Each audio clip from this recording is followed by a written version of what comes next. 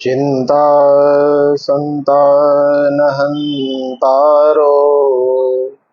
यत्पादाम्बुजरेणव स्वीयानां तान्निजाचार्यान् प्रणमामि मुहुर्मुहुः।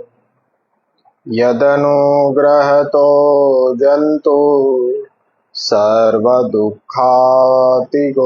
भवेत् तमहं सर्वदा वन्दे श्रीमद्वल्लभनन्दनम्। अज्ञानतिमिरान्धस्य ज्ञानाञ्जनशलाकया चक्षुरुन्मीलितं येन तस्मै श्रीगुरवे नमः।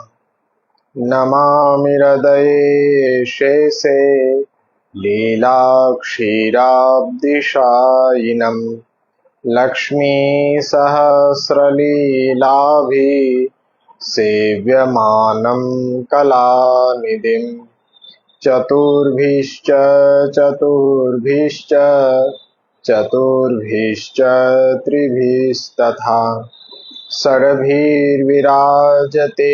योऽसौ पञ्चधा हृदये मम। सर्वमार्गेषु नष्टेषु कलौ च खलधर्मिणि पाषण्डप्रचुरे लोके कृष्ण एव गतिर्मम। म्लेच्छाक्रान्तेषु देशेषु पापैकनिलयेषु च सत्पीडाव्यग्रलोकेषु कृष्ण एव गतिर्मम। गङ्गादितीर्थवर्येषु दुष्टैरेवावृतेष्विह तिरोहितादिदेवेषु कृष्ण एव गतिर्मम। अहङ्कारविमूढेषु सत्सु पापानुवर्तिषु लाभपूजार्थयत्नेषु कृष्ण एव गतिर्मम। अपरिज्ञाननष्टेषु मन्त्रेष्वव्रतयोगिषु तिरोहितार्थदेवेषु कृष्ण एव गतिर्मम। नानावादविनष्टेषु सर्वकर्मव्रतादिषु पाषण्डैकप्रयत्नेषु कृष्ण एव गतिर्मम। अजामिलादिदोषाणां नाशकोऽनुभवे स्थितः ज्ञापिताखिलमाहात्म्य कृष्ण एव गतिर्मम। प्राकृताः सकला देवा गणितानन्दकं बृहत् पूर्णानन्दो हरिस्तस्मात् कृष्ण एव गतिर्मम। विवेकधैर्यभक्त्यादि रहितस्य विशेषतः पापासक्तस्य दीनस्य कृष्ण एव गतिर्मम। सर्वसामर्थ्यसहितः सर्वत्रैवाखिलार्थकृत् शरणस्थः समुद्धारं कृष्णं विज्ञापयाम्यहम्। कृष्णाश्रयमिदं स्तोत्रम् यः पठेत् कृष्णसन्निधौ तस्याश्रयो भवेत् कृष्ण इति श्रीवल्लभो ब्रवीत्।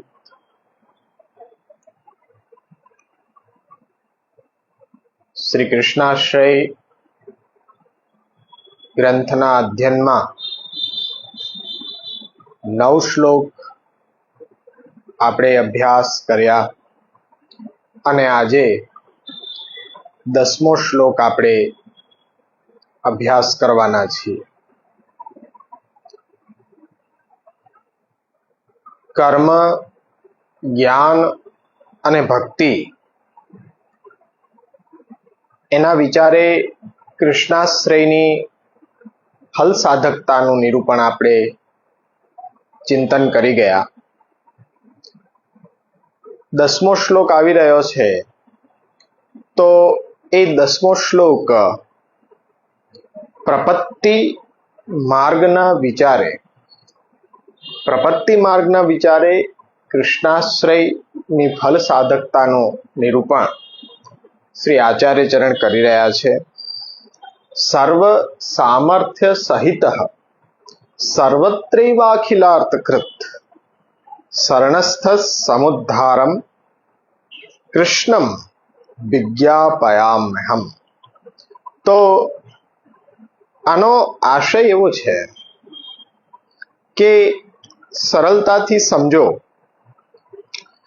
તો પ્રપત્તિ માર્ગ એટલે ભગવાનને શરણે જવાનો માર્ગ. એને આપણે પ્રપત્તિ માર્ગ કહીએ છીએ. પ્રપત્તિ એટલે પગલા, પ્રભુના શરણે જવાનો માર્ગ એટલે પ્રપત્તિ માર્ગ. ગીતાજીમાં સ્વયં પ્રભુ આજ્ઞા કરી રહ્યા છે, સર્વ ધર્માન પરિત્યજ્ય મામેકમ શરણમ વ્રજ અહમ ત્વા સર્વ પાપેભ્યો મોક્ષિષ્યામિ મા શુચઃ.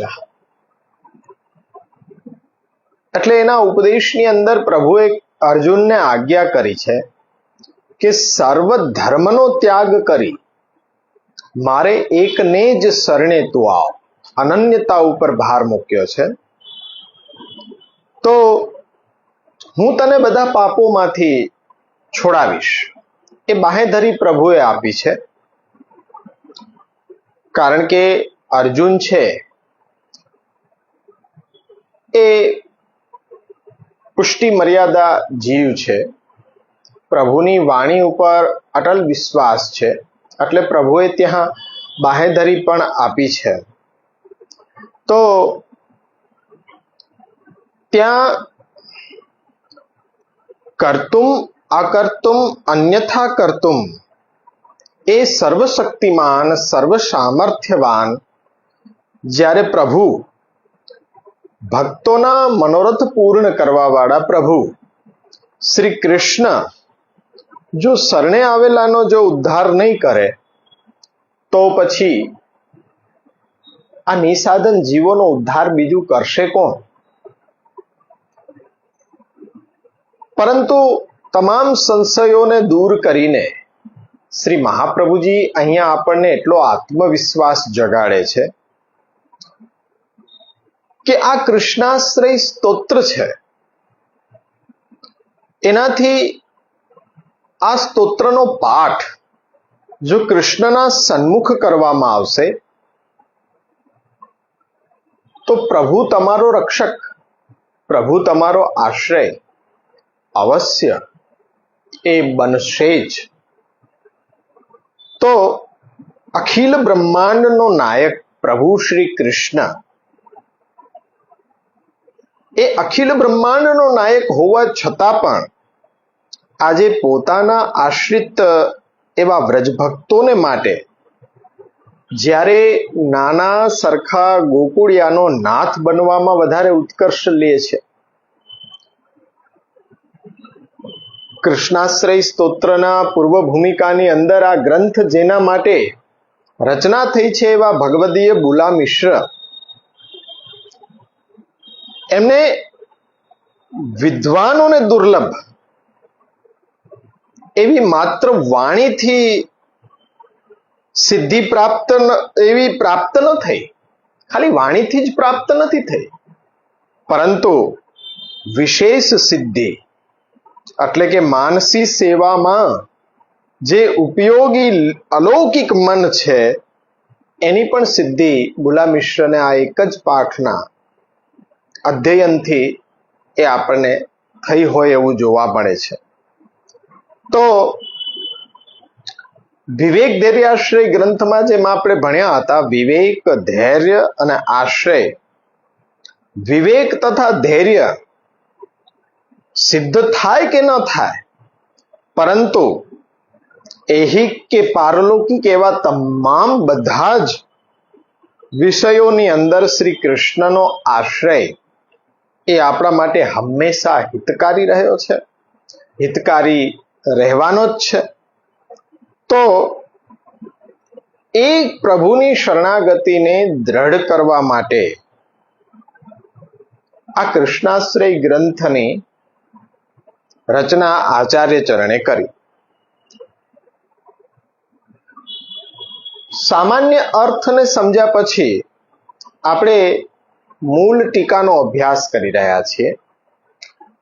એ મૂળ ટીકા અંતર્ગત આપણે શ્રી રઘુનાથજીની ટીકા અભ્યાસ માટે કેન્દ્રમાં રાખી એ ટીકાના આધારે અન્ય જે ટીકાઓ પ્રાપ્ત થાય છે, અન્ય ટીકાકારોનો જે મત છે એને પણ આપણે સરળતાથી સમજવાનો પ્રયત્ન કરી રહ્યા છીએ. આ 10મા શ્લોકમાં શ્રી રઘુનાથજી આજ્ઞા કરે છે કે સર્વસ્વ નિવેદિનામ સાધનમ ફલમ ચ સ્વપ્રભુરેવ સંપાદયિષ્યતિ પ્રાર્થના નામપી તથેવાહુ સર્વ સામર્થ્ય સહિત સર્વત્રેવાખિલાર્થકૃત શરણસ્થ સમુદ્ધારમ કૃષ્ણમ વિજ્ઞાપયામ્યહમ. સર્વ સામર્થ્ય ઇતિ, જેણે પોતાનું સર્વસ્વ આત્મા અને આત્મીય વસ્તુ પ્રભુને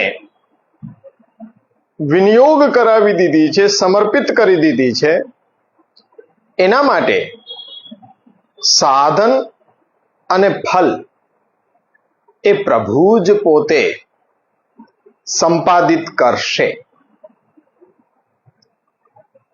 પ્રભુ છે એ સત્ય સંકલ્પ ધારણ કરીને બિરાજી રહ્યા છે. સત્ય સંકલ્પ એટલે કયો સંકલ્પ?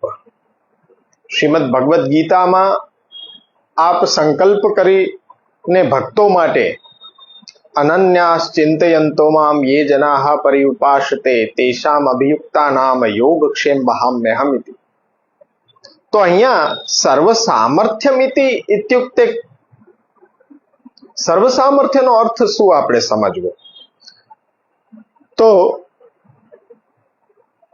રઘુનાથજી આજ્ઞા કરે છે કર્તુમ અકર્તુમ અન્યથા કર્તુમ સમર્થત્વાત સર્વ સામર્થ્ય સહિતત્વમ મમ પ્રભુ.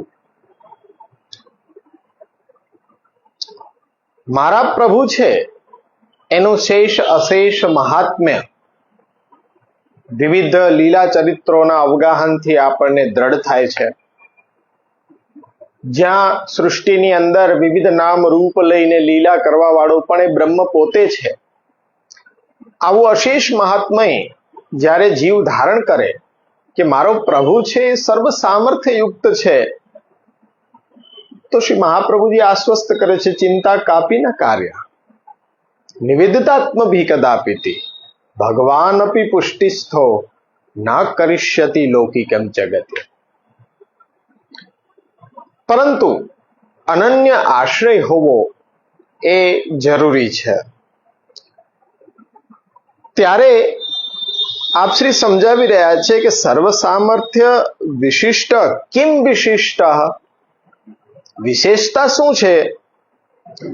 તો સર્વત્રેવ યત્ર ક્વા અપ્ય અખિલ સર્વાન વાંછિતાન અર્થાન કરોતિ તે અખિલાર્થકૃત યત સ્ત્વમેવ વિધમ સ્વામી અતઃ કારણાત કૃષ્ણ હે પરબ્રહ્મ શરણસ્થસ્ય શરણાગતસ્ય સમ્યક ઉદ્ધારમ વિજ્ઞાપયામિ અહમ ત્વત્પુરઃ સ્થિતઃ શરણાર્થી. એટલે જ શ્રી મહાપ્રભુજી વિશિષ્ટતા એટલે કે સર્વ સામર્થ્ય શબ્દની વ્યાખ્યા કે પ્રભુ કર્તુમ અકર્તુમ અન્યથા કર્તુમ સર્વ સામર્થ્ય યુક્ત છે. મહાપ્રભુજી એ સર્વ સામર્થ્ય સહિત શ્રી કૃષ્ણ માટે જે આપ પદને સંબોધિત કરી રહ્યા છે એ પદ કયું છે? સર્વ સામર્થ્ય સહિત. અને પ્રાર્થના આપ ભક્તોના ઉદ્ધાર માટે કરી રહ્યા છો. અહીંયા પ્રાર્થના કોઈ એવા લૌકિક અર્થમાં નથી, પણ પ્રાર્થના છે એ આવા જીવોના ઉદ્ધારાર્થે છે કે ભાઈ હે સામર્થ્યવાન પ્રભુ, આપ નિજજનો નિજ ભક્તો જે આપ શરણાગત થયા છે, શરણે આવેલાનો નિશ્ચય આપ ઉદ્ધાર કરશો જ, એવા પ્રભુ એ આપણા પ્રભુ છે, સર્વ સામર્થ્ય સહિત. વિશિષ્ટતા કિમ વિશિષ્ટતા? એમાં વિશિષ્ટતા શું છે? તો આપે વિશિષ્ટતાનો ખ્યાલ સર્વત્રેવાખિલાર્થકૃત એ શબ્દથી વિશિષ્ટતા આપી છે કે જ્યાં ત્યાં યત્ર તત્ર સર્વત્ર જ્યાં કંઈ પણ ભક્તોની એ મનોકામના છે એ બધી જ મનોકામનાને ભગવાન પૂર્ણ કરી દે છે. એટલા માટે અખિલાર્થકૃત છે.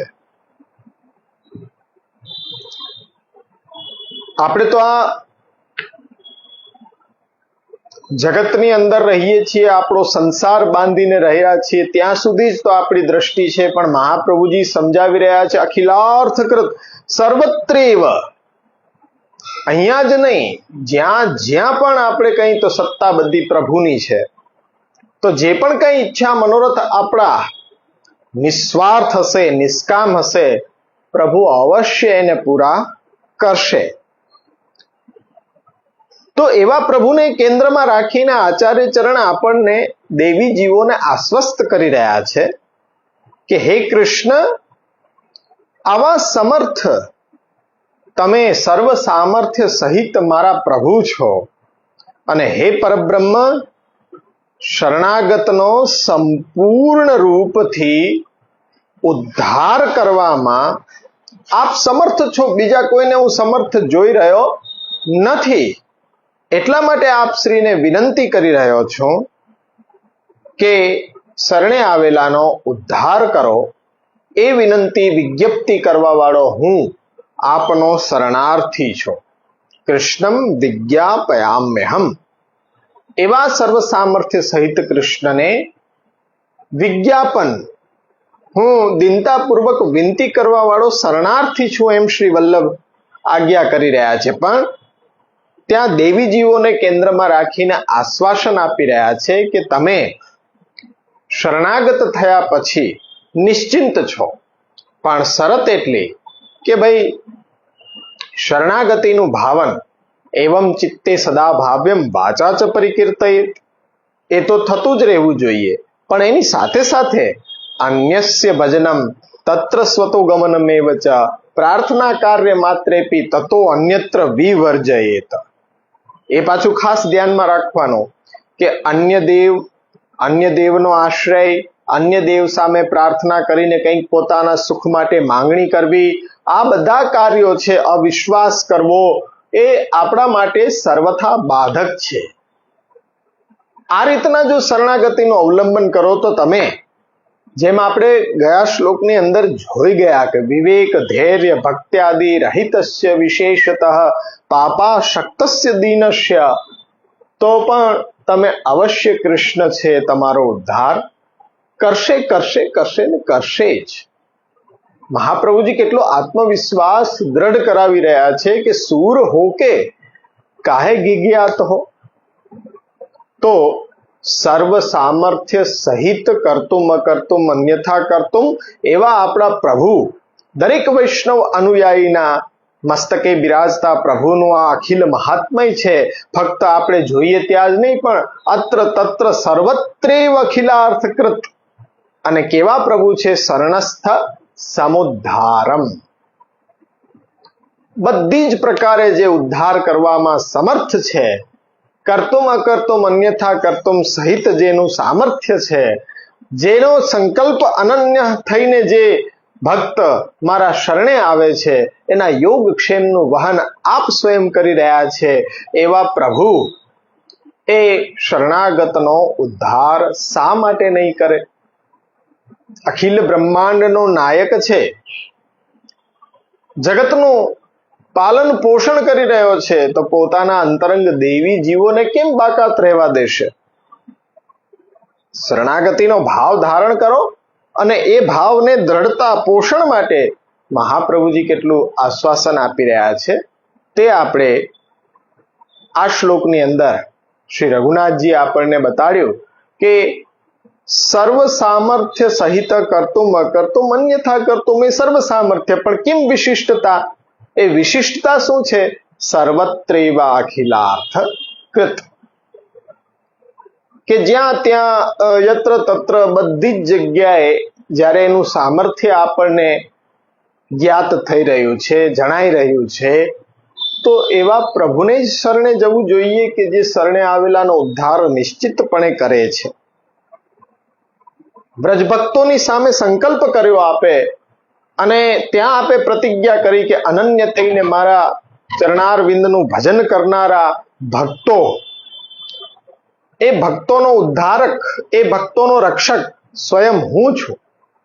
બ્રજભક્તો કંઈ જ નહોતા જાણતા, બ્રજભક્તો કંઈ જ સાધન નહોતા કર્યા. એવા નિસાધન જીવોના રક્ષક અને નિસાધન જીવોના સ્વામી તરીકેનો ઉત્કર્ષ, એની સામે અખિલ બ્રહ્માંડનો નાયક થવાનો ઉત્સાહ તો લક્ષ્યમાં આવતો જ નથી. આવા પરમ કૃપાલુ પ્રભુ આપણો છે. તો એ આધારિત હવે અન્ય ટીકાકારોના આપણે મતને પણ જોશું.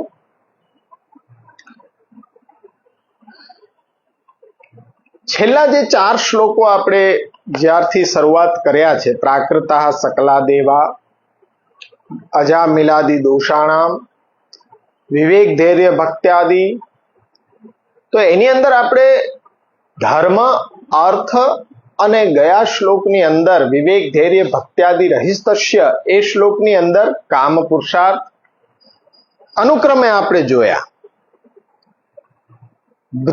વૃત્રાસુરની ચતુશ્લોકીની અંદર દ્રિદ્રક્ષા, ભગવાન જ આપણો કામ પુરુષાર્થ અને એ સિદ્ધિને અર્થે માત્ર શું કાર્ય? કૃષ્ણનો આશ્રય. કૃષ્ણ એવ ગતિર્મમ. તો કામ પુરુષાર્થના પણ આપણે વિભાગો જોયા હતા, નિર્ગુણ અને સગુણ. ચારેય પુરુષાર્થોની બાબતમાં પણ એ રીતના વિચારી શકાય છે. તો જેવો ધર્મ તેના આધાર ઉપર તેના અર્થ, કામ અને મોક્ષનો પ્રકાર નિશ્ચય કરવામાં આવતો હોય છે. બ્રજભક્તોના દ્રષ્ટાંતથી વિવેક ધૈર્ય ભક્તિના અભાવમાં પણ ભગવદ આશ્રય જ રાખવો અને ચિત્ત છે પાપ પ્રવૃત્તિમાં જો અતિશય આસક્તિવાળું થયું હોય ત્યારે પણ તેના નિવારણ અર્થે અન્ય કોઈ પણ ઉપાયો ન કરવા અને માત્ર કૃષ્ણાશ્રયનો ભાવ જ, ભગવદ આશ્રયનો ભાવ જ ધારણ કરવો અને કામ, ક્રોધ, લોભ વગેરેની પ્રબળ રૂપે જ્યારે અંતઃકરણમાં સ્થિતિ છે ત્યારે પણ શ્રી કૃષ્ણના વિષયની અંદર આપણે પ્રવૃત્ત થવું જોઈએ, નહીં કે કામ, ક્રોધ, લોભના વિષયોમાં પ્રવૃત્ત થવું. અને માત્ર આશ્રયનો ભાવ રાખીને સતત લીલાનું અવગાહન વગેરે શ્રી કૃષ્ણના સાનિધ્ય ને માણતા માણતા કરવું નિરંતર, તો એના માટેનો ઉપાય પણ બીજો કોઈ સાધન, એના માટે ઉપાય કે સાધન નથી, પણ આપણા હૃદયમાં આવિર્ભૂત થયેલા શ્રી કૃષ્ણ એ લૌકિક કામનો નાશ અને ભગવત કામની આપણને ઉપલબ્ધિ કરાવશે. એ પ્રમાણે હવે જ્યારે 10મો શ્લોક છે તો એમાં ક્રમ પ્રમાણે આપણે મોક્ષ પુરુષાર્થને સાંકળી શકીએ. ભક્તિ માર્ગમાં સ્વતંત્ર ઉદ્યમ એ કરવાની કોઈ આવશ્યકતા નથી. શા માટે? કે જ્ઞાન માર્ગ વગેરેમાં થનારા એ મોક્ષથી પણ અધિક શ્રેષ્ઠ આપણો જે ભક્તિ માર્ગીય મોક્ષ છે એ ભક્તિમાં સ્વયં જ સિદ્ધ થાય છે. કોઈ અલગથી ઉપાય કરવાની આવશ્યકતા નથી. અને એની સામે કોઈ પણ પ્રકારનો મોક્ષ હોય તો પણ આપણે વિચાર કરી શકીએ કે માત્ર કૃષ્ણની જેવી ઈચ્છા, તેના ઉપર એનો મોક્ષ નિર્ધારિત છે. એ આપણે રહસ્યને સમજી શકીએ છીએ મહાપ્રભુજીની કૃપાથી. તો અન્ય પ્રયત્નો છે કે મોક્ષના સાધનોનો છે, તો એનો આશ્રય શા માટે પછી કરવો જોઈએ કે જેની સિદ્ધિ જ કૃષ્ણની ઈચ્છા ઉપર આધારિત છે? તો કૃષ્ણનો જ આશ્રય શા માટે કરવો? કૃષ્ણનો જ આશ્રય શા માટે ન કરવો? આપણે કૃષ્ણનો જ આશ્રય કરવો જોઈએ. તો આપણા માટે એ કૃષ્ણ જ આશ્રય છે. એ અર્થે અહીંયા સર્વ સામર્થ્ય સહિત સર્વત્રૈવ અખિલાર્થકૃત શરણસ્થ સમુદ્ધારમ કૃષ્ણમ વિજ્ઞાપયામ્યહમ. ત્યાં રઘુનાથજીની ટીકા આપણે જોઈ. અન્ય ટીકાકારો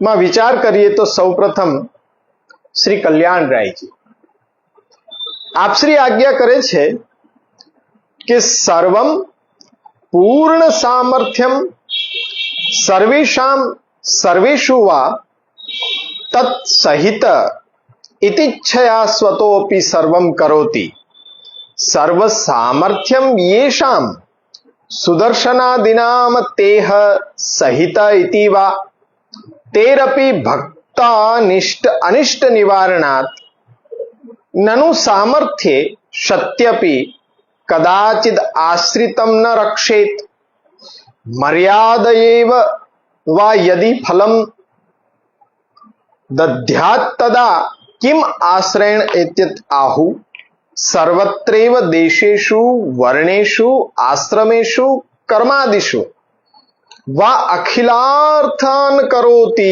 અખિલાર્થકૃત તત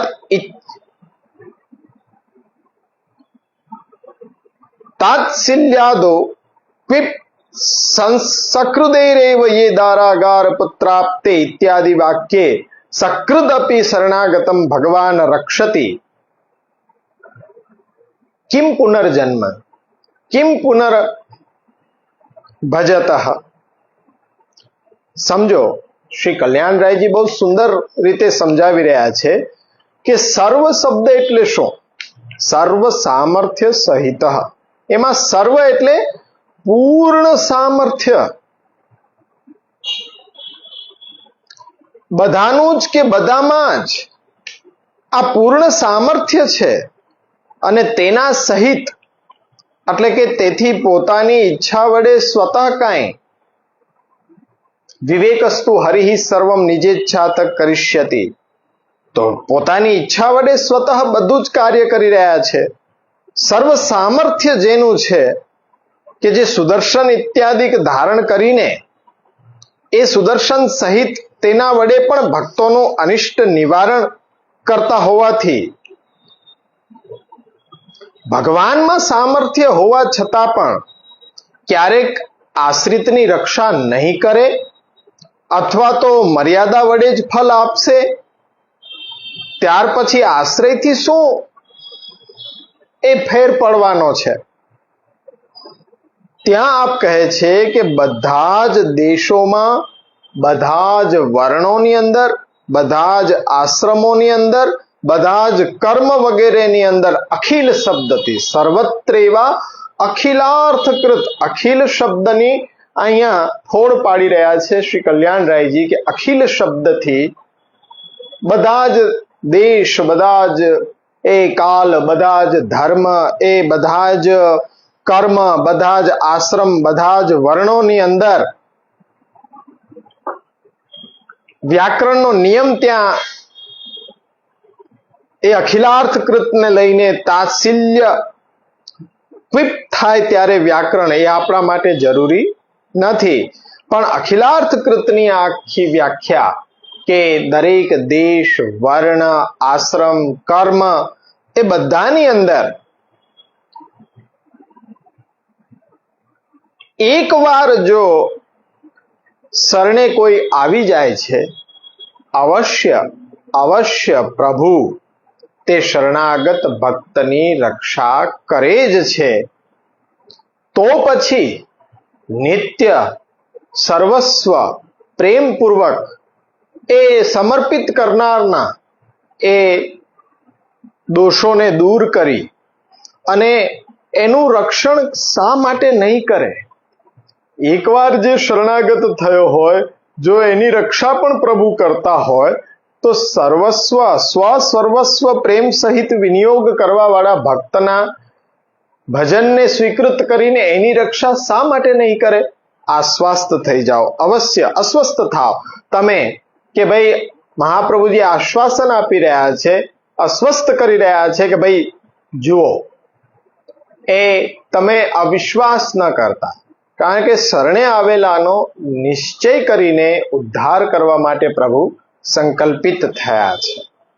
તો અહીંયા વિશેષ કરીને શ્રી કલ્યાણરાયજી અખિલ શબ્દ, અખિલાર્થકૃત, સર્વત્રેવા, જ્યાં રઘુનાથજીની ટીકાની અંદર આપણે અત્ર તત્ર જ્યાં ત્યાં ક્યાંય પણ એ સામર્થ્ય જે પ્રભુનું છે એ બધી સત્તા પ્રભુની જ છે, એ રીતના જોયું તો અહીંયા અખિલ શબ્દનો કંઈક આપણને કે દરેક દેશની અંદર, દરેક વર્ણ, દરેક આશ્રમ, દરેક કર્મની અંદર એ પ્રભુની ઈચ્છા જ જે છે એ કારણભૂત છે.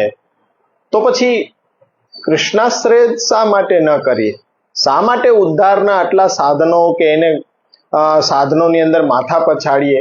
એક કૃષ્ણનો આશ્રય લઈને ચાલીએ. તો મહાપ્રભુજી આપણને બતાડી રહ્યા છે, વિશ્વાસ અપાવી રહ્યા છે કે અવશ્ય કૃષ્ણનો આશ્રય ફલદાયી છે. અન્ય સાધનોમાં માથા પછાડવાથી સારું છે કે શ્રી કૃષ્ણ શરણમ મમ વધારેમાં વધારે બોલીને આપણા શરણાગતિના ભાવને રક્ષણ આપીએ અને પ્રભુનો આશ્રય કરીએ. શ્રી દ્વારકેશજી આજ્ઞા કરી રહ્યા છે કે કર્તુમ અકર્તુમ અન્યથા કર્તુમ સામર્થ્યાદિ રૂપેહ સહિત નનુ દ્રષ્ટાંત નિર્દશન સ્યાદ્ય દ્રશ્યમાનત્વાત કથમ જ્ઞાયતે તત્ર આહ સર્વત્રે ઇતિ. સ યોગ્ય અયોગ્ય વિચારેણ અખિલનામ અખિલાન વા અર્થાન કરોતિ કરિષ્યતિ કાર્ષિદ્યાતિ ધર્મસ્યા વિનાશિસત્વેન ભગવતી સર્વદા વિદ્યમાન. કર્તુમ અકર્તુમ અને અન્યથા કર્તુમ જે સામર્થ્ય વગેરે છે એ રૂપો સહિત ભગવાનનો આવા સામર્થ્યની વિશે, બાબતની વિશે ક્યાંય પણ કોઈ પણ આ મુજબનું દ્રષ્ટાંત જોવામાં આવ્યું નથી. તો પછી કેમ માની શકાય કે આવું સામર્થ્ય આપણા પ્રભુની અંદર આવું સામર્થ્ય છે? કે ભાઈ કર્તુમ અકર્તુમ અન્યથા કર્તુમ કેવી રીતના માની શકાય? શ્રી દ્વારકેશજી અહીંયા પ્રશ્ન ઉઠાવીને આપ સમાધાન વિચાર કરી રહ્યા છે કે અહીંયા સર્વત્ર યોગ્ય અયોગ્યના વિચાર વડે બધા જ અર્થોને કરે છે, કરશે અને કર્યા પણ છે. આવા ધર્મોના અવિનાશીપણા વડે એ ભગવાન સર્વદા આવા સામર્થ્યથી વિદ્યમાન છે અને તે કુંતાજીની સ્તુતિ જોતા શરણે આવેલા શરણાગત ભક્તોની રક્ષા કુંતાજીએ પ્રાર્થના ન કરી હોવા છતાં પણ અનન્ય થઈને પોતાના પ્રભુ પોતાની અંદર પોતાની ભક્તોની આત્મા આત્મીય સહિત વસ્તુઓને પ્રભુને પ્રેમપૂર્વક આશ્રય લઈને ચાલી રહેનારા ભક્તોની રક્ષા પ્રાર્થનાની રાહ પ્રભુ જોતા નથી. પ્રાર્થિતેવા તત કિમ સ્યાત સ્વામીભિપ્રાય સંશયાત. પ્રાર્થના કરવાની આવશ્યકતા જ નથી. અમને વિશ્વાસ છે પૂર્ણ કે શરણાગત છીએ તો અવશ્ય પ્રભુ રક્ષા કરશે કરશે ને કરશે જ. તો આવું સામર્થ્ય પ્રભુમાં એ બિરાજમાન છે તો એ અવિનાશી છે. આવું સામર્થ્ય એમાં અવિનાશી પણ વિદ્યમાન છે. તો એ દ્વારકેશજી આપણને બતાડી રહ્યા છે કે યોગ્ય અયોગ્યના વિચાર વડે બધા જ પુરુષાર્થોનું એક જ તમામ અર્થોનું ફલ એક જ કૃષ્ણ છે. તો એ અવશ્ય એ પ્રભુ બધાની ઈચ્છાને પૂર્ણ કરશે એવા પ્રભુ છે. તો તેમાં અવિશ્વાસ કરવો જોઈએ નહીં. તો આ વ્યાખ્યાઓ આપણે સર્વ સામર્થ્ય સહિત સર્વત્રેવાખિલાર્થકૃત આ પહેલી પંક્તિ જે શ્લોકની છે એના ઉપરના વિચારો છે. કલ્યાણરાયજી અખિલ શબ્દને કંઈક વિશેષ કરીને આપ આજ્ઞા કરે છે. ત્યાં શ્રી દ્વારકેશજી પ્રશ્ન ઉઠાવી રહ્યા છે કે આવું સામર્થ્ય પ્રભુમાં વિદ્યમાન છે ખબર કઈ રીતના પડે? તો કે અનેક દ્રષ્ટાંત રૂપે આપે યોગ્ય અયોગ્યનો વિચાર કર્યા વાળા બધા જ જીવાત્માઓના બધા જ અર્થોને પૂર્ણ કર્યા છે તો અને કરશે અને પેલા પણ કર્યા છે એના દ્રષ્ટાંતો આપણી સામે ઉપસ્થિત છે. તો આવું અવિનાશી સામર્થ્ય જેનામાં બિરાજમાન છે તો એ નિજ ભક્તોની રક્ષા કેમ નહીં કરે? આ જ પંક્તિ ઉપર સર્વ સામર્થ્ય સહિત સર્વત્રેવાખિલાર્થકૃત શ્રી વ્રજરાયજી આજ્ઞા કરી રહ્યા છે. પરાસ્ય શક્તિર વિવિધેવ શ્રૂયત ઇત્યાદિ શ્રુતિભિઃ કર્તુમ અકર્તુમ અન્યથા કર્તુમ ચ યાવંતિ સામર્થ્યાની તત્સહિત તત્સુપપાદિત અજામિલાદિ પદ્યેન એતસ્યેવા આનંદસ્યાન્યાની ભૂતાની માત્ર ઉપજીવંતિ એષ એવા આનંદયાતિ ઇત્યાદિ શ્રુતિભિઃ સર્વત્ર દેશેષુ જીવેષુ ચ અખિલાર્થાનામ કૃત પરાશ્ય શક્તિ. વિવિધ શ્રુતિઓનું એ વ્રજરાયજી અહીંયા ઉદ્ધરણ કરી રહ્યા છે કે એક તો કર્તુમ અકર્તુમ અન્યથા કર્તુમ સામર્થ્ય છે. એ સામર્થ્ય સહિત પ્રભુ બિરાજમાન છે જે આપણને અજામિલાદી દોષાણામ નાશકો અનુભવે સ્થિત જ્ઞાપિતા અખિલ મહાત્મ્ય ત્યાં પણ આપણે જોઈ ગયા છીએ. વિશેષ કરીને અખિલ મહાત્મ્ય વ્રજરાયજી ત્યાં આપણને એ લઈ જવા માંગે છે કે આ જ ગ્રંથની અંદર અજામિલાદી દોષાણામ શ્લોકની અંદર એ સામર્થ્ય જે છે સર્વ સામર્થ્ય કર્તુમ અકર્તુમ અન્યથા કર્તુમ સર્વ સામર્થ્ય યુક્ત એ પ્રભુ જે છે તો એનું આપણને ત્યાં અવગાહન થઈ રહ્યું છે. એતસ્યૈવ હેષય એવ આ જે શ્રુતિઓ વડે આપણને સર્વત્ર એટલે કે સર્વ દેશો સર્વ સ્થળો સર્વ જીવોમાં એમના અખિલ અર્થોને પૂર્ણ કરનારા એ આક્વેશ તત્સલિત ધર્મ તત્સાધુકારીશુ એટલે વ્યાકરણના નિયમ આગળ કર્તા કોણ છે? અખિલ અર્થોને પૂર્ણ કરનાર કર્તા એક પ્રભુ શ્રી કૃષ્ણ છે. તો એ સામર્થ્ય આ શ્રુતિઓ દ્વારા પણ તે પ્રભુની અંદર વિદ્યમાન છે. અવિનાશી સામર્થ્ય છે. તો સાવ સરળ અજામિલાદી દોષાણામ કર્મ એ પણ જીવની ગતિને આડે અવરોધ ન કરી શકે જ્યારે પ્રભુ ઈચ્છે ગતિ આપવા માટે ત્યારે. તો આ બ્રજરાજજી આપણને સુંદર રીતે શ્રુતિઓનું ઉદ્ધરણ આપી અને અજામિલાદી ઉપાખ્યાનનું એ ધ્યાન દોરી અને આપણને એ સર્વ સામર્થ્ય સર્વત્રેવ અખિલાર્થકૃત સમજાવી રહ્યા છે. ત્યાર પછી એક અજ્ઞાત વિવરણકાર પણ ને એક ટીકા આપણને કૃષ્ણાશ્રયમાં પ્રાપ્ત થાય છે. તો એવો શ્રી આ વિશે શું આજ્ઞા કરી રહ્યા છે આપણે સમજીએ. સર્વ સામર્થ્ય સહિત સર્વત્રેવ અખિલાર્થકૃત સર્વમ યાવદ લૌકિક ઐશ્વર્ય વીર્ય આદિ ગુણાનામ કર્તુમ અકર્તુમ અન્યથા કર્તુમ યાવત સામર્થ્યમ તત્ સહિતઃ સન તમ પ્રતિ સ્વરૂપાનંદાતુમ સ્થિતો ભવતિ ઇતિ અર્થઃ.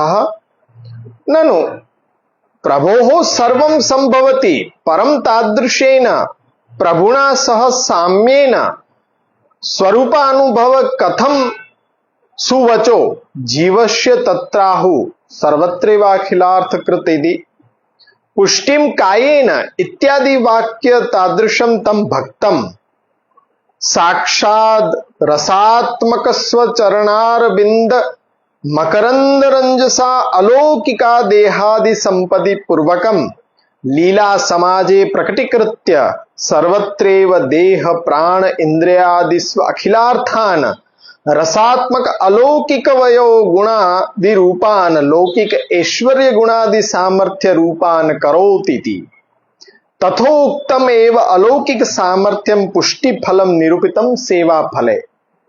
એક અલગ જ રીતે અહીંયા કે જ્યાં સુધી અલૌકિક ઐશ્વર્ય વીર્ય વગેરે ગુણો અને કર્તુમ અકર્તુમ અન્યથા કર્તુમ જે સામર્થ્ય છે તેના સહિત પ્રભુ બિરાજે છે અને તેના પ્રતિ સ્વરૂપાનંદને આપવા આપની સ્થિતિ છે તેમ અર્થ છે.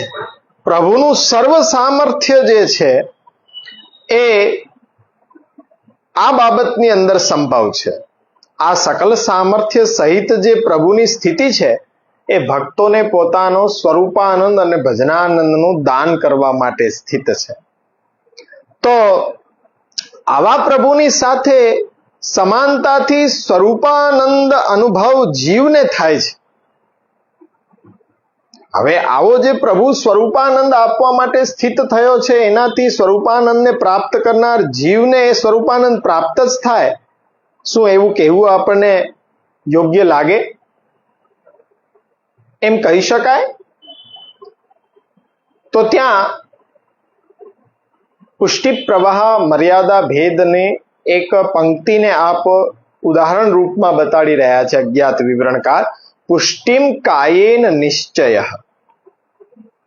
ભક્તને સાક્ષાત રસાત્મક પોતાના ચરણ કમલની મકરંદની રજ વડે એ જીવને અલૌકિક દેહ વગેરે સંપત્તિ પૂર્વક એ લીલા સમુદાયમાં પ્રગટ કરીને સર્વત્ર જ દેહ પ્રાણ ઇન્દ્રિય વગેરેમાં અખિલ અર્થોને એટલે કે રસાત્મક અલૌકિક સામર્થ્ય ગુણ વગેરે રૂપોને અલૌકિક ઐશ્વર્ય ગુણ આદિ સામર્થ્ય રૂપોને પ્રગટ કરે છે અને સર્વત્રેવા અખિલાર્થકૃત અલૌકિક સામર્થ્ય એ અલૌકિક સામર્થ્ય છે પુષ્ટિ ફલ.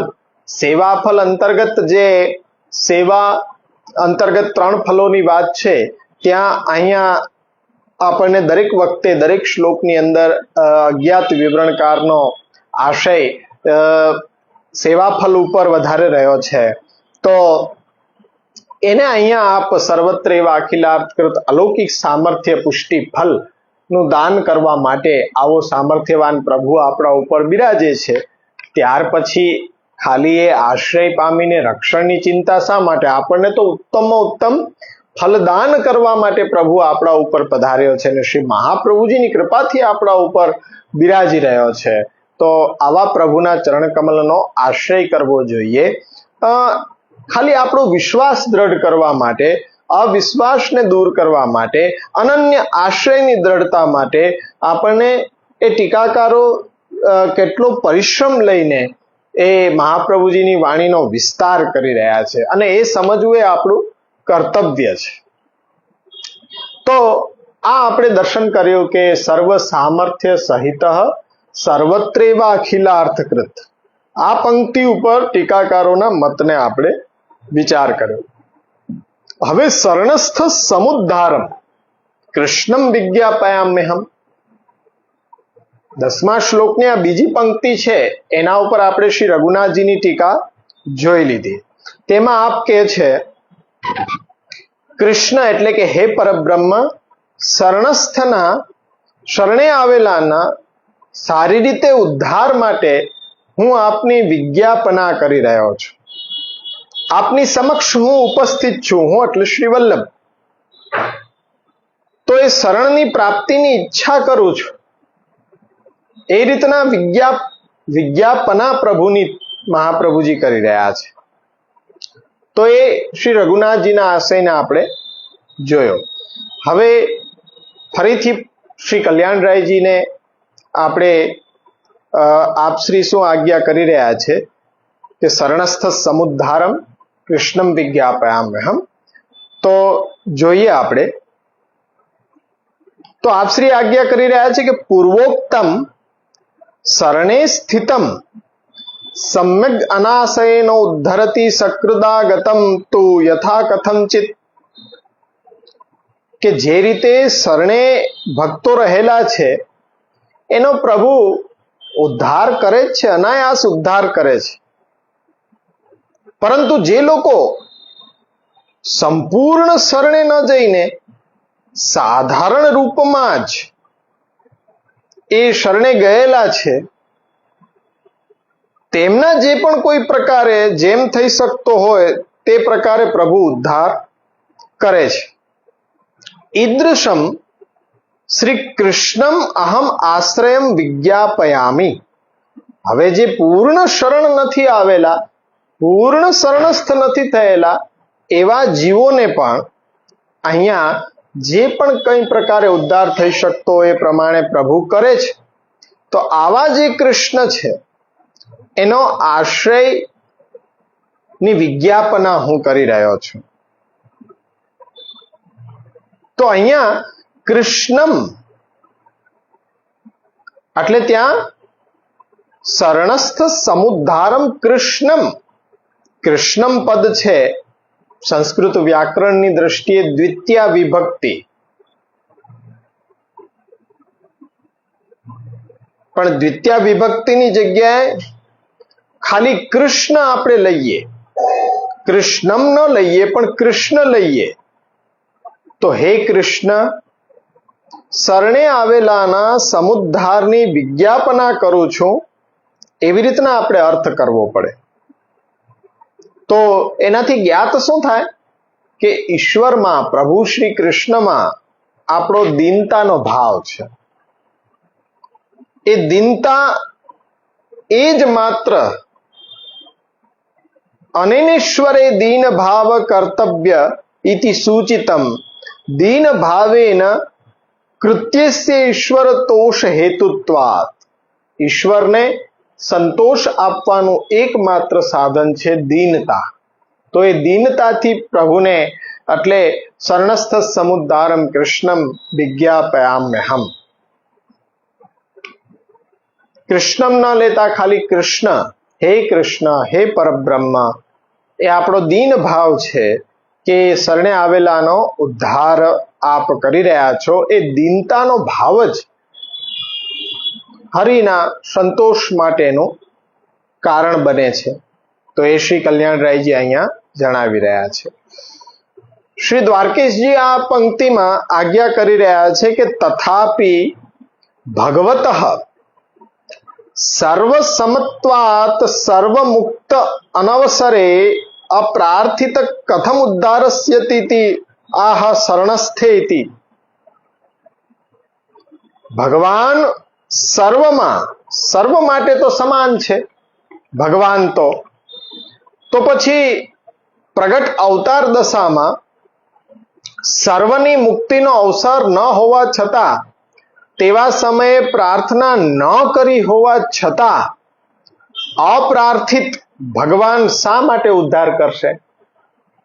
આ પ્રશ્ન ઉઠાવી રહ્યા છે કે અવતાર કાળની દશામાં સર્વ મુક્તિનો અવસર નહોતો, એવા સમયે પ્રાર્થના પણ નહોતી કરાઈ, તો પ્રાર્થના વિના પ્રભુ ઉદ્ધાર કેવી રીતના કરશે?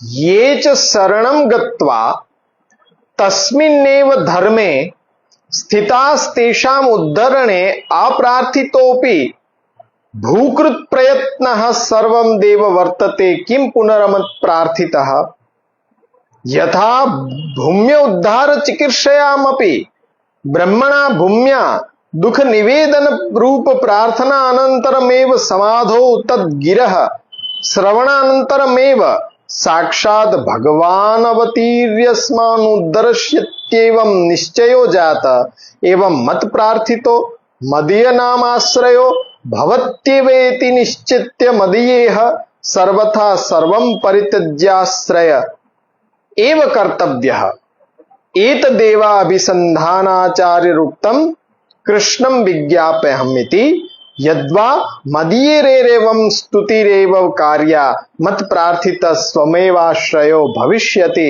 નાત્ર યુષ્મત કૃતિમ અપેક્ષતે.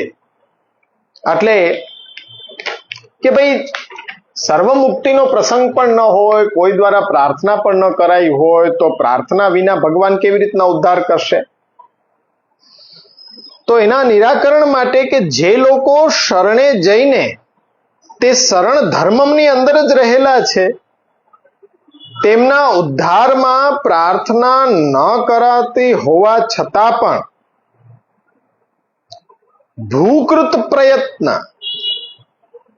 એટલે સર્વદા જ એવી પ્રયત્ન રહે છે, પછી મારા વડે પ્રાર્થના કરાતા ભગવાન શા માટે ઉદ્ધાર નહીં કરે? ચાલો સર્વ મુક્તિનો પ્રસંગ ન હોય કે પ્રાર્થના ન કરવામાં આવેલી હોય છતાં પણ પ્રભુના પ્રયત્નો તો એમના ઉદ્ધાર માટે જ હોય છે, તો એ સર્વના ઉદ્ધાર માટે જ્યારે પ્રયત્ન પ્રાર્થના વિના પણ કરતા હોય, ત્યારે મહાપ્રભુજી દ્વારા જે વિજ્ઞપ્તિ કરવામાં આવી રહી છે, ત્યારે પ્રભુ શા માટે ઉદ્ધાર નહીં કરે?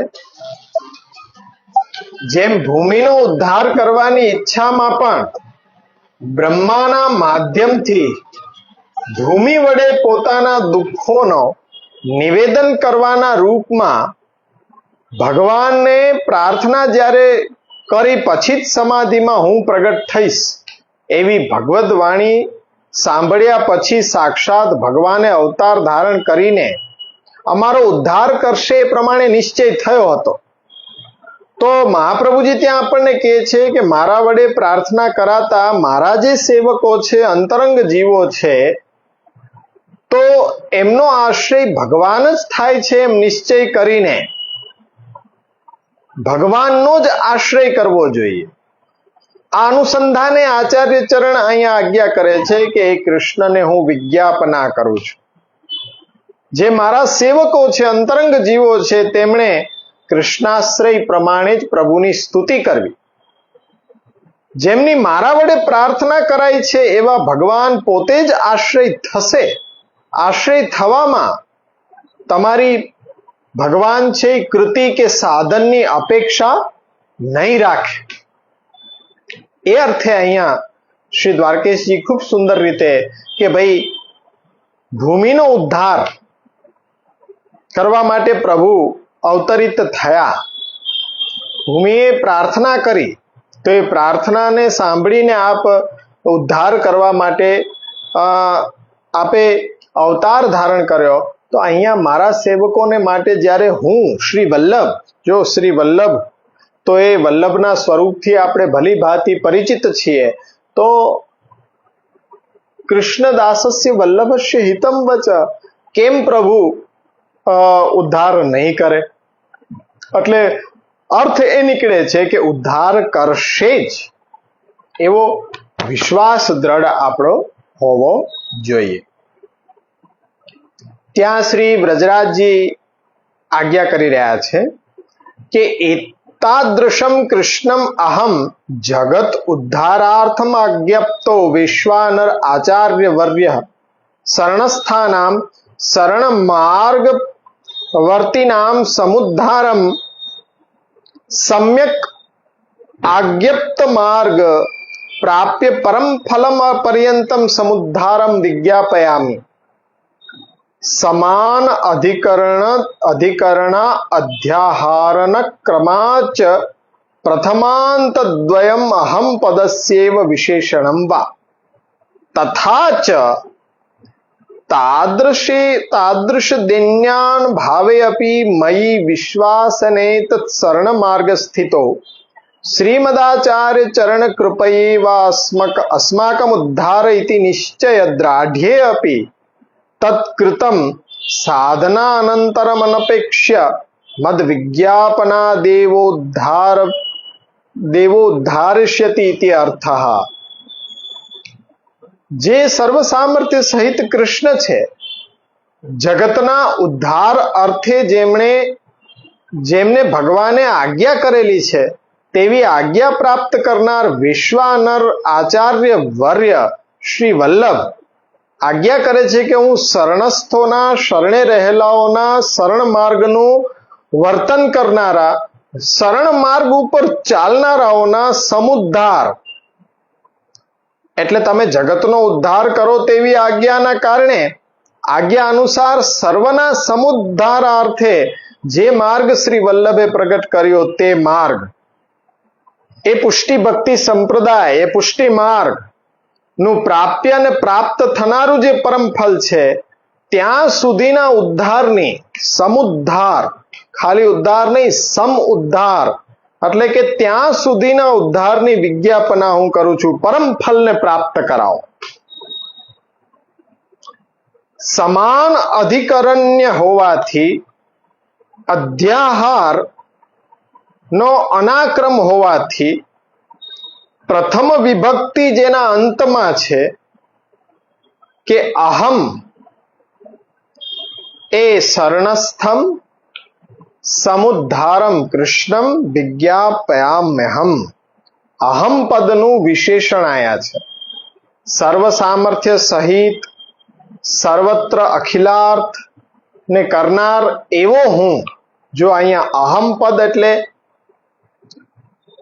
શ્રી વ્રજરાયજી ક્યાં જોડી રહ્યા છે કે જે આગળ સર્વત્રેવાખિલાર્થકૃત સર્વત્ર અખિલ અર્થને કરનાર સર્વ સામર્થ્ય સહિત એવો હું વિશ્વાનર શ્રી વલ્લભ એમ અર્થ અહીંયા આપણે સમજવો જોઈએ।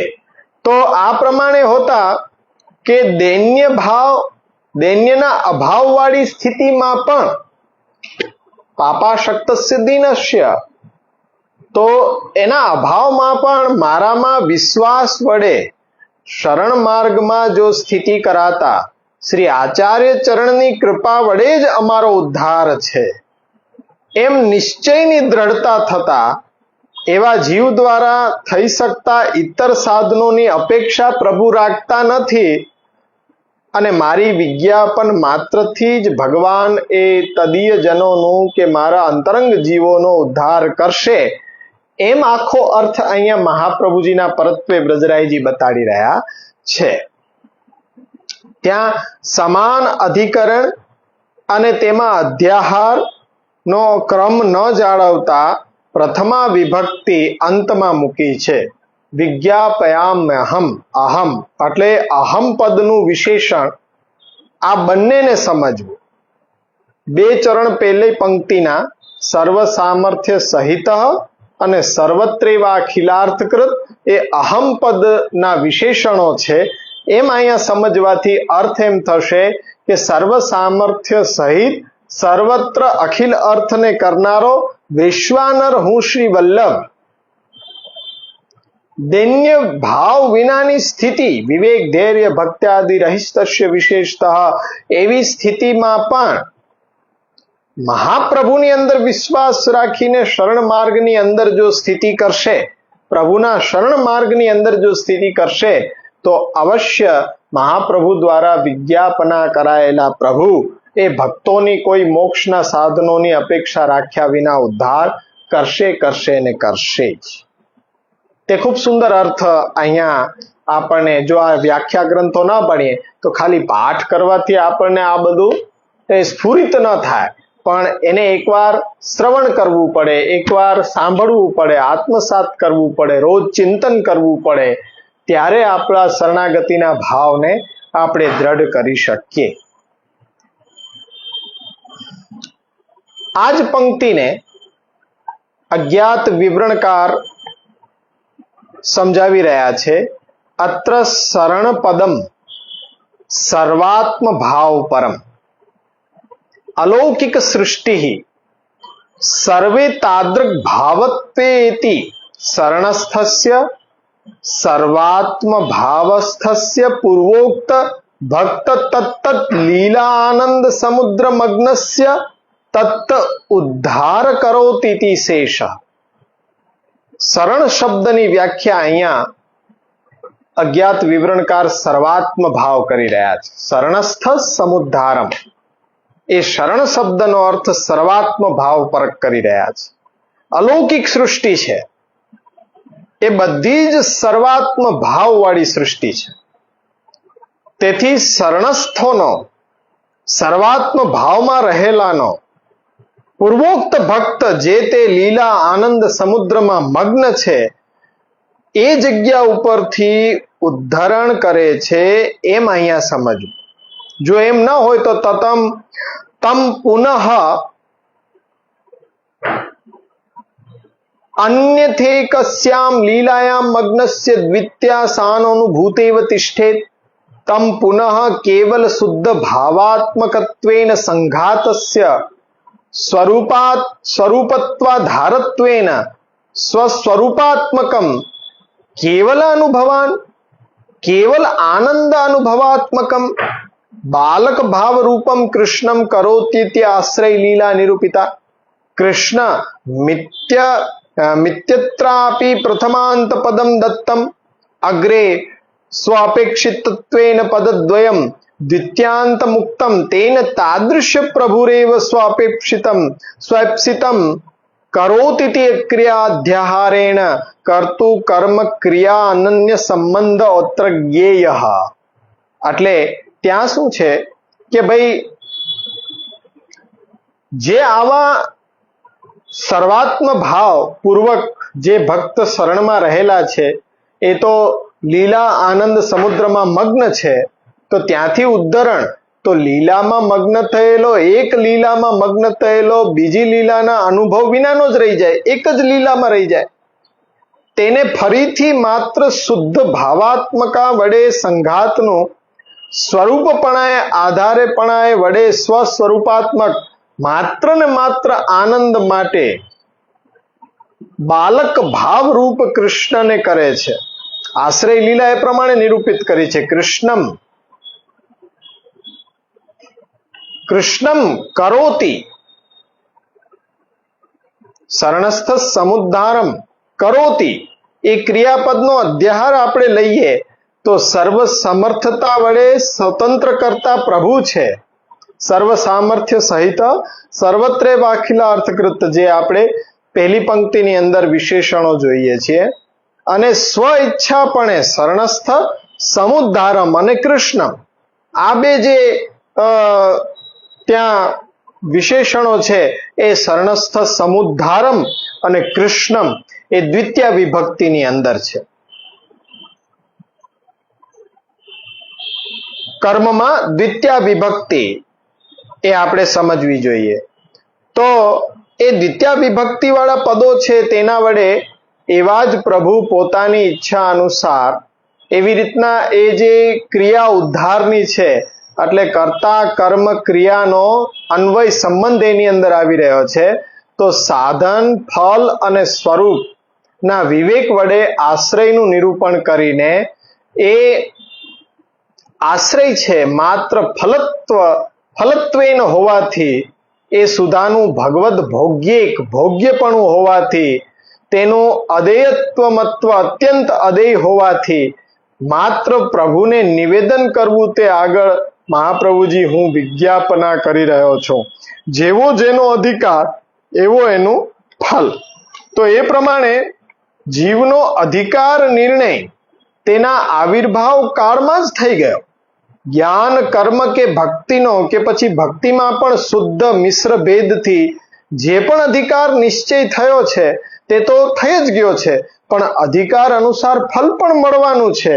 તો પછી કૃષ્ણાશ્રય ન કરવાથી પણ કંઈ ગેરલાભ થવાનો નથી અને કૃષ્ણ આશ્રય કરવાથી કંઈક અધિક પામવાનું નથી.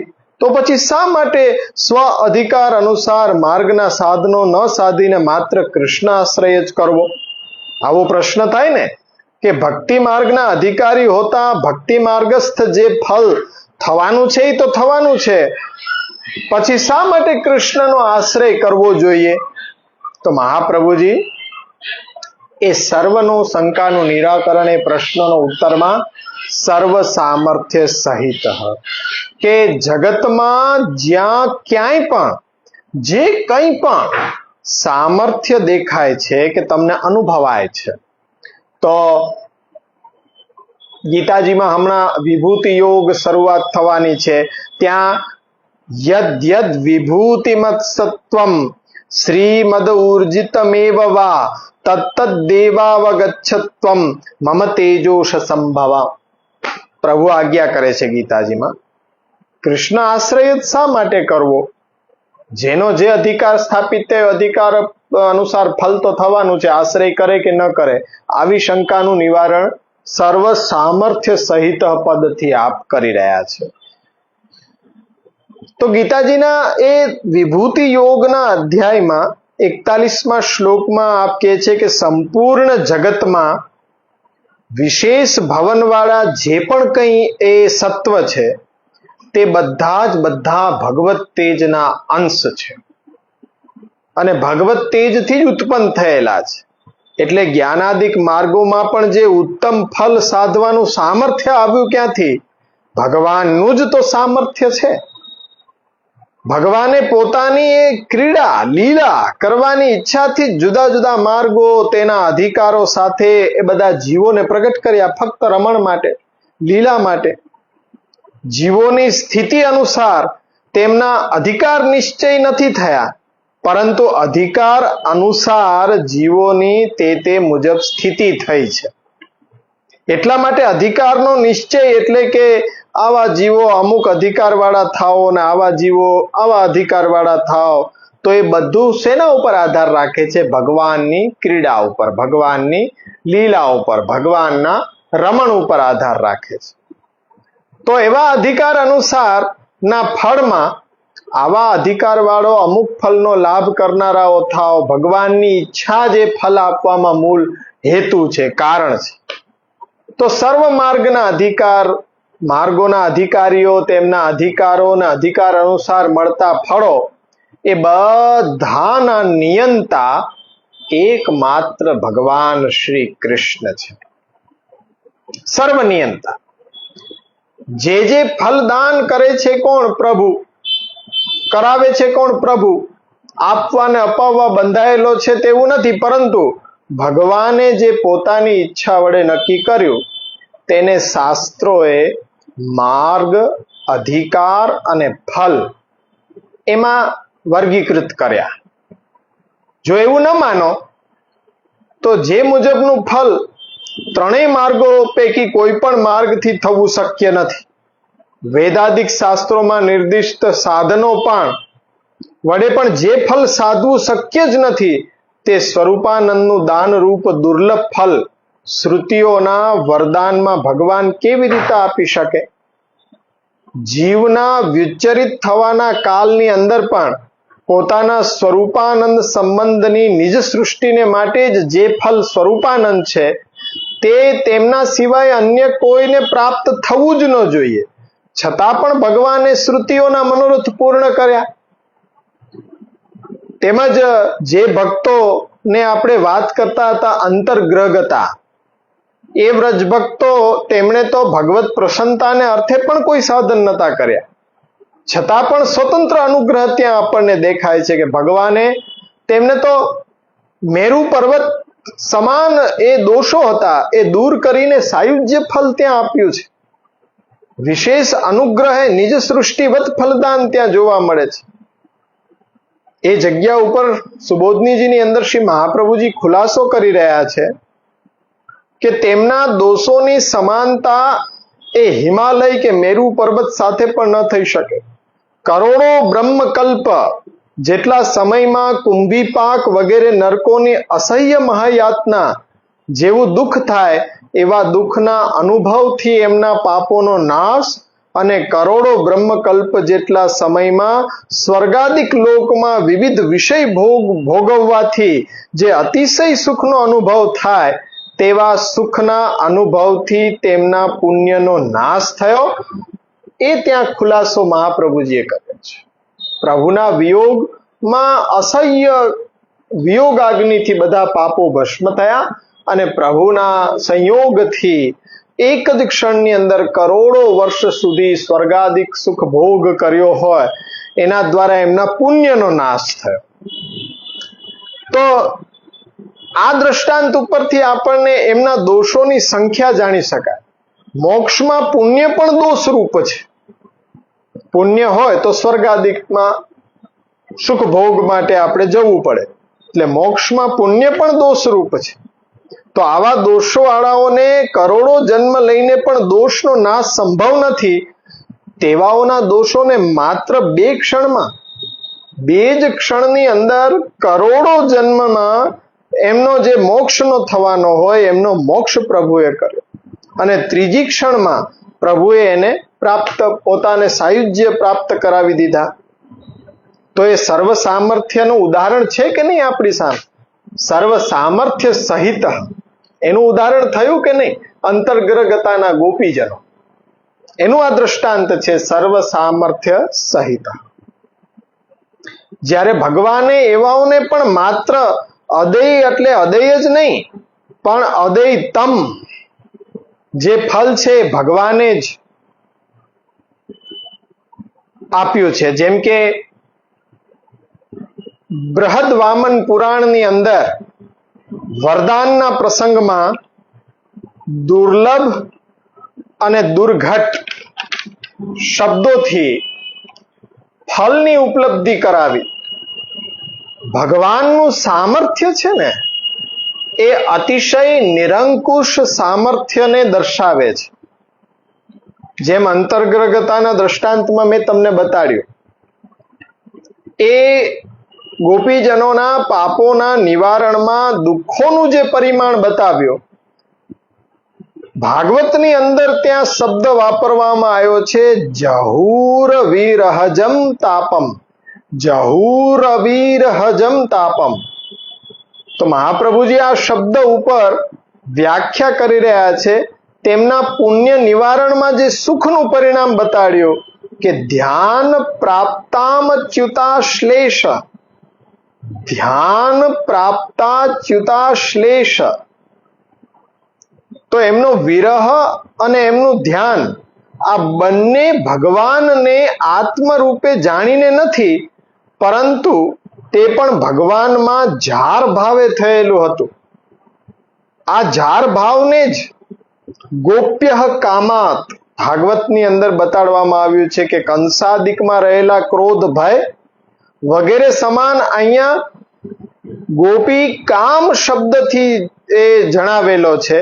કોઈ પણ પ્રકારે એને ક્યારેય મોક્ષ સાધન બની શકે તેમ નથી, તેથી તે અસાધન જ રહે. તેમ છતાં પણ અસાધનને પણ સાધન કરવાની, બનાવવાનું સામર્થ્ય, અલૌકિક સામર્થ્ય ભગવાનમાં જ છે. સર્વ સામર્થ્ય સહિત. તો એ ભગવત સામર્થ્ય જ, એ આશ્ચર્ય પ્રમાણે એવું નથી કામ ક્રોધાદિક અસાધન છે. તો હવે અસાધન પણ રહ્યા નહીં, કેમ કે એ તો મોક્ષમાં અવરોધ ઉત્પન્ન કરે, પણ એનાથી વિપરીત સાધનો પણ ભગવાને સાધન બનાવી શકે એવું અકલ્પ સામર્થ્ય ભગવાનમાં છે. ભગવાન સ્વબળે અસાધનને પણ સાધન બનાવી માત્ર પોતાની સાથેના સંબંધનો જ એ આપણને ચિતાર આપી રહ્યા છે કે ભગવત ભાવ જેને નથી એને પણ ઉત્તમ ફળનું દાન કર્યું, તો પછી જો કોઈ શ્રી આચાર્ય ચરણ નિર્દિષ્ટ આશ્રયના ભાવે શરણાગતિ લે અને શરણાગત થઈને રહે તો એને સિદ્ધિ કેમ પ્રાપ્ત ન થાય? આ દ્રષ્ટાંતના રૂપમાં તમને સમજાવ્યું. એટલે કૃષ્ણાશ્રય ન કરો તો ગેરલાભ થવાનો નથી ને કૃષ્ણાશ્રય કરવાથી કંઈક અધિક લાભ મળવાનો નથી. તો પછી પણ સ્વ અધિકાર અનુસાર માર્ગમાં પ્રવર્તન ન કરીને શા માટે કૃષ્ણાશ્રય રાખવો?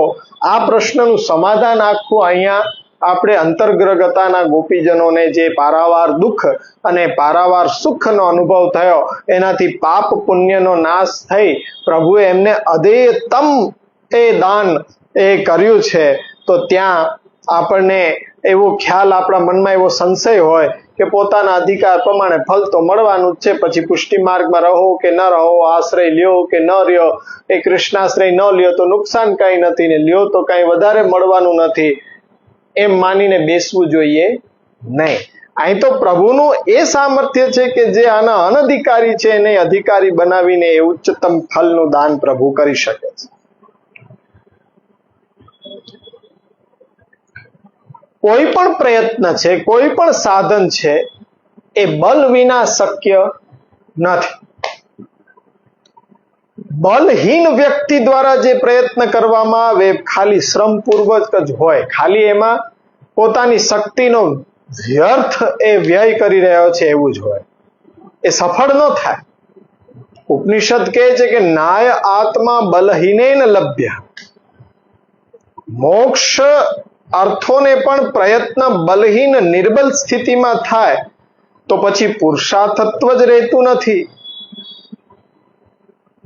કારણ કે માત્ર નિરર્થક શ્રમથી અધિક કંઈ નથી. એ તો સાધારણ રીતે મોક્ષ માટેનું જે બલ છે તે વર્ણ બલ, આશ્રમ બલ.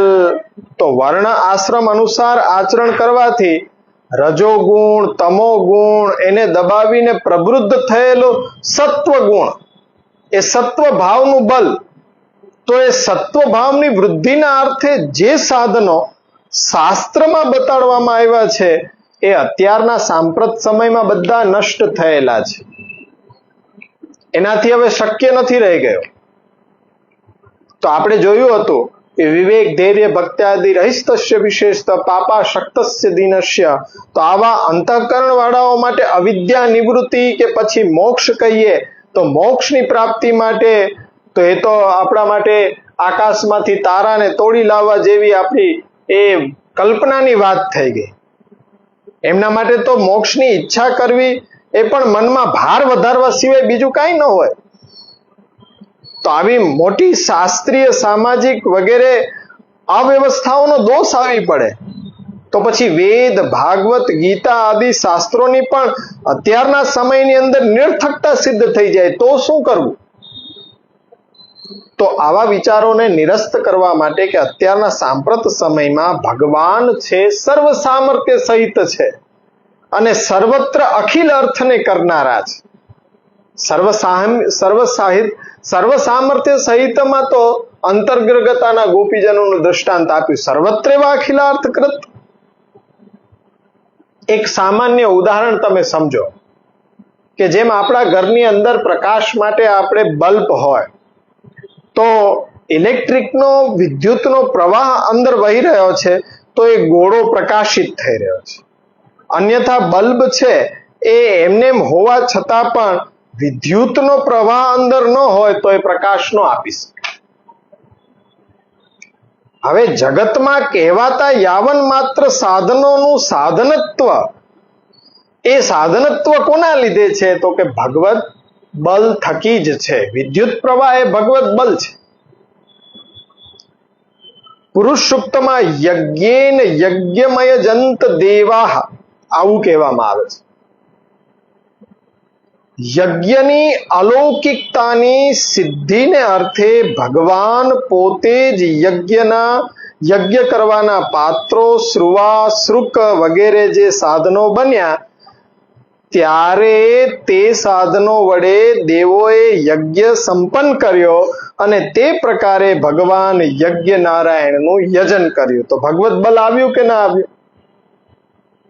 એવી જ રીતે સૃષ્ટિ કરો તેવી ભગવદ આજ્ઞા બ્રહ્માજીને થઈ સૃષ્ટિ પ્રગટ કરવાનો વિચાર કર્યો, પણ તે માટે પોતાનામાં સામર્થ્ય ન જોયું. તેમણે તપ કરીને ભગવદ આરાધન કર્યું. એના થકી ભગવાનને પ્રસન્ન કર્યા અને પ્રસન્ન થયેલા ભગવાને પોતાનું સર્જન કરવાનું બલ બ્રહ્માજીને આપ્યું અને એ બ્રહ્માજીએ તેનાથી સૃષ્ટિ કરી અને સૃષ્ટિ રચનાનું મહાન કાર્ય કર્યું. તેથી ભગવાન પ્રસન્ન થયા. તો હવે અન્યથા ભગવત કાર્યને કરવા સિવાયનો જો તપ રૂપ ઉદ્યમ હોય તો 1000 ગણું વધારે તપ કરે ને તોય ભગવત પ્રસન્નતાને પામી શકે નહીં, પણ ભગવત કાર્ય માટે તપ કર્યું તો ભગવાન પ્રસન્ન થયા. બ્રહ્માજીએ સેવક ભાવે સેવક ધર્મનો નિર્વાહ કર્યો.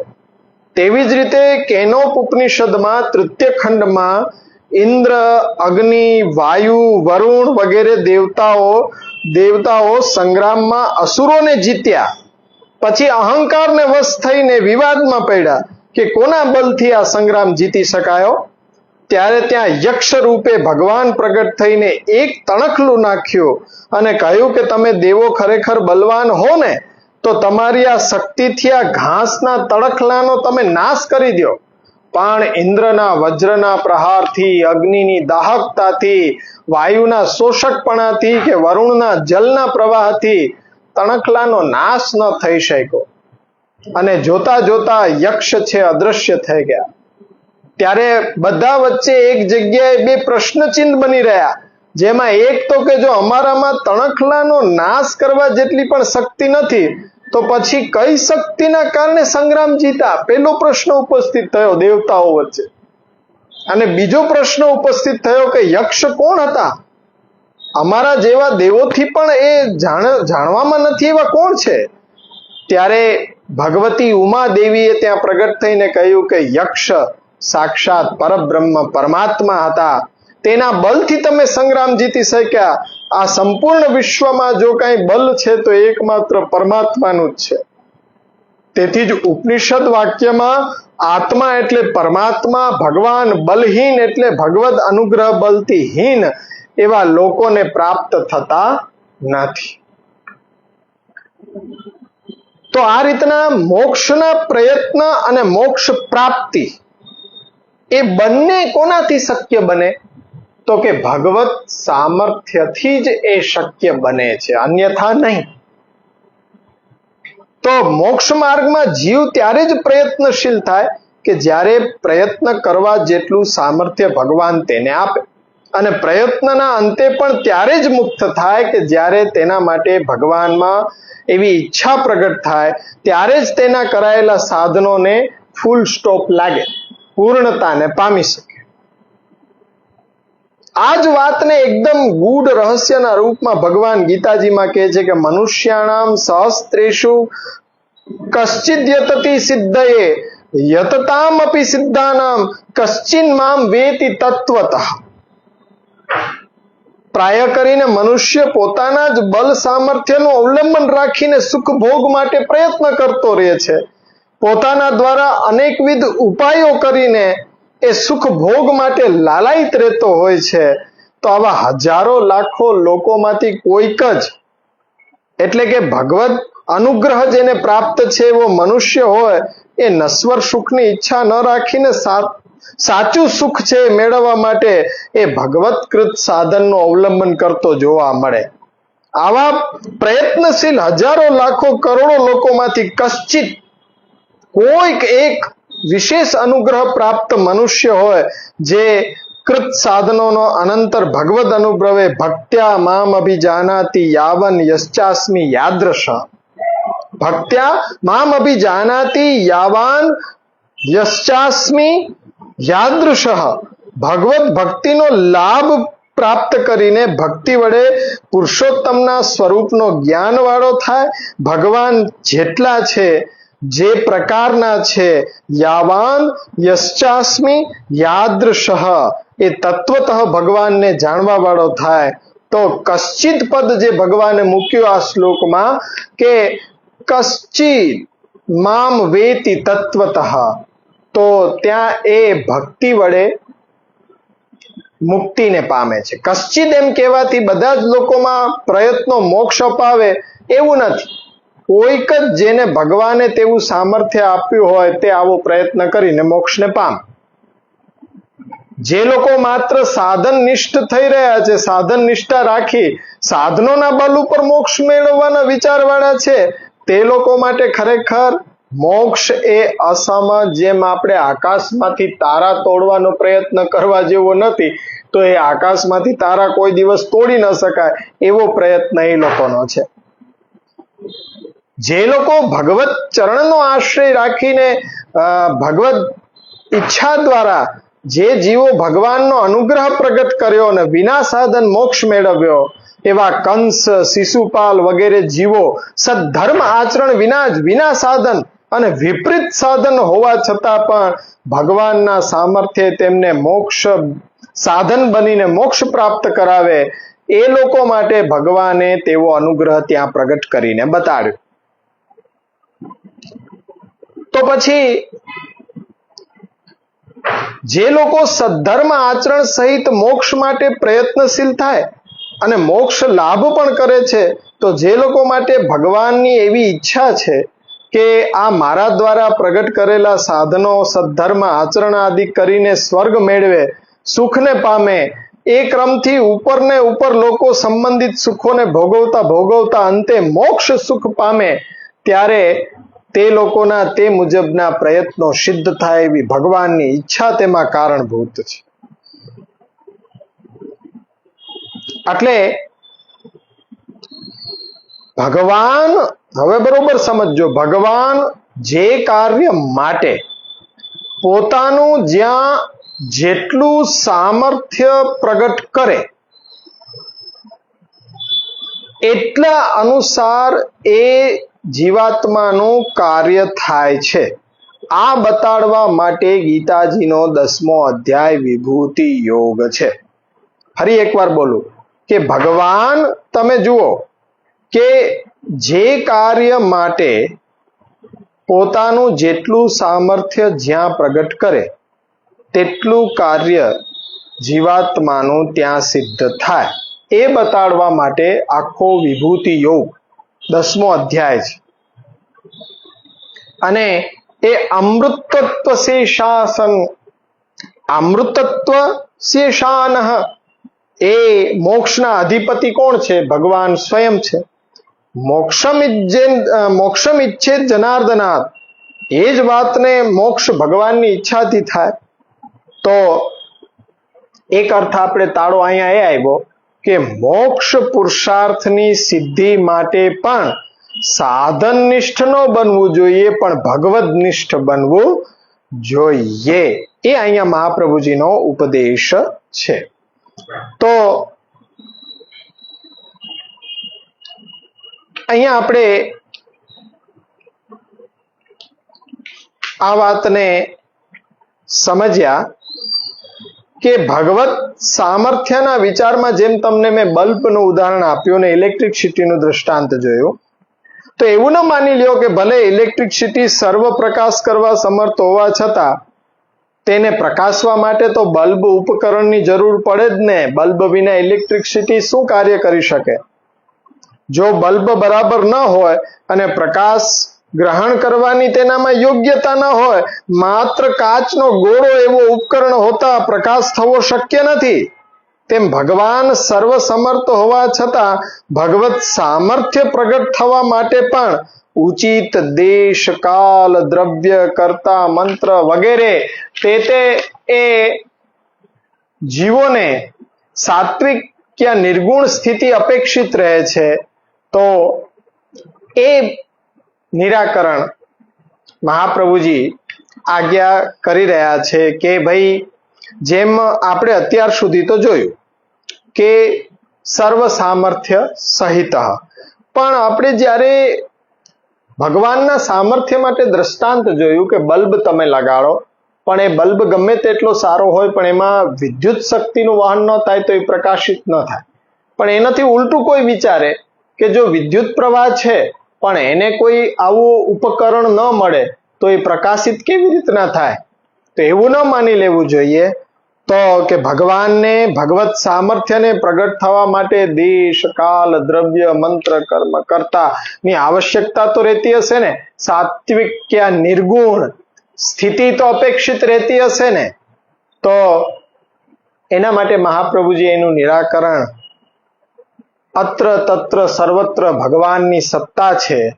સર્વત્રેવા અખિલાર્થ કૃત એ વિશે આપણે થોડુંક વિશેષ, કારણ કે હવે આના પછી અંતિમ શ્લોક છે અને એનો બહુ વધારે વિશદ આપણે વિસ્તાર નથી કરવાનો, પણ આને આપણે વિશેષ કરીને સર્વ સામર્થ્ય સહિત સમજ્યા.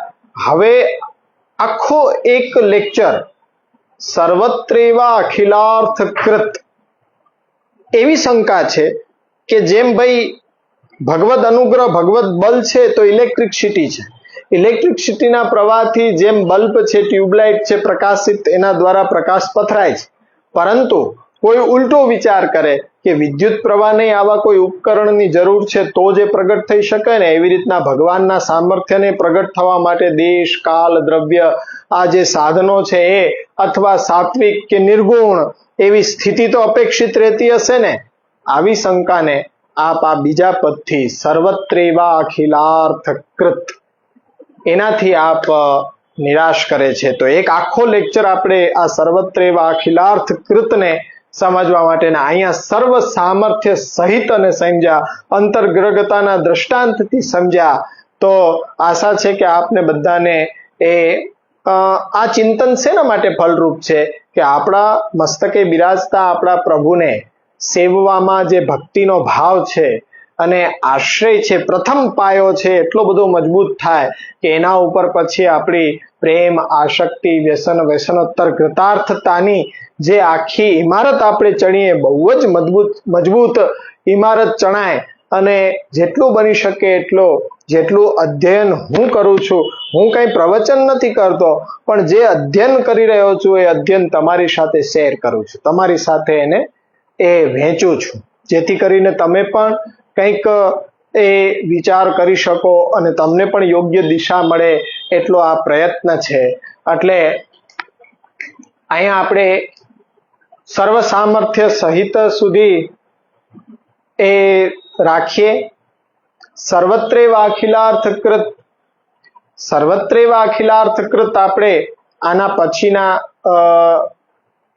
વર્ગમાં લેશું અને ત્યાર પછી અંતિમ શ્લોક કૃષ્ણાશ્રય લઈ અને બીજો ગ્રંથ શરણાગતિનો, અત્યારના થોડો વરસાદી માહોલ છે એટલે જે વ્રજવાટિકા અલૌકિક વાતાવરણની અંદર બેસીને મહાપ્રભુજીના જ્યાં વાણીને આપણે અવગાહન કરતા હોય તો વાતાવરણ અલૌકિક જ થઈ જાય, પણ એ જે વનરાજી છે એમાં બેસીને લાહવો એક અલભ્ય છે. પણ મહાપ્રભુજીની કૃપાથી અવશ્ય આપણે જ્યારે વરસાદી માહોલ હટી જશે ત્યારે પાછો એ જ આપણને, કારણ કે યોગ્ય જે પરિસ્થિતિ છે તો એવું નથી કે ત્યાં બેસીને જ કરી શકાય, પોતાના ઘરે રહીને પણ કરી શકાય.